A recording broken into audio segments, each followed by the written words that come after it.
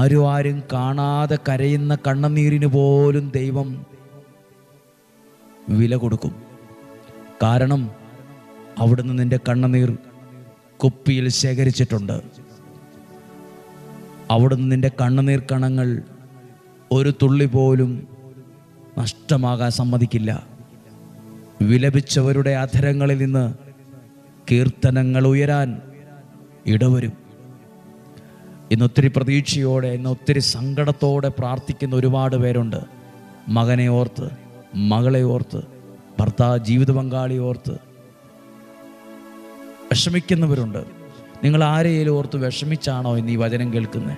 നിങ്ങളെ ഓർത്തൊരു വിഷമമുണ്ട്, അല്ല വീടിനെ ഓർത്ത് വിഷമമുണ്ട്, ഇപ്പോഴത്തെ സാമ്പത്തികത്തിൻ്റെ കാര്യം ഓർത്ത് വിഷമമുണ്ട്, കെട്ടിച്ചു വിട്ട പിള്ളേരെ ഓർത്ത് വിഷമമുണ്ട്, കല്യാണം കഴിഞ്ഞ മകൻ്റെ ജീവിതത്തെ ഓർത്തൊരു ഭാരമുണ്ട്.